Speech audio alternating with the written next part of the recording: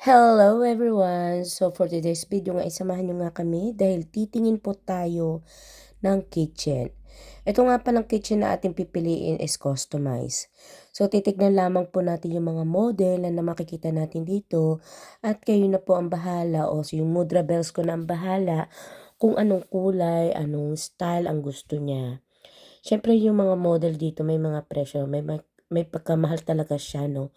Mahal po ang mga kitchen dito sa The Netherlands, ginto ang presyo. So ngayon ay may gusto na talaga siya, ang aking mother-in-law po, may nagustuhan na po siya. Ito yung style, ito yung model na kanya nagustuhan, pero hindi niya gusto yung kulay. So ipapa-change niya yung kulay.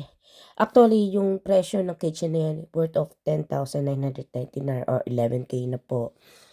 So, dahil customer siya, so magdadagdag po yung mother-in-law ko. Ang total po na is, supposedly is 13,000. So, natawaran niya po ng 12,500 o 500 lang yun ang wala, no?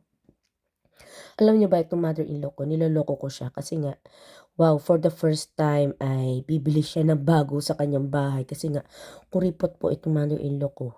Sobrang kuripot niya pagdating sa pera, no? Grabe kung mag-budget sa kanyang sarili. But this time, dahil bago yung kanyang bahay, so kailangan bago din yung gamit. So, yun lamang po, mga mi. Bye-bye.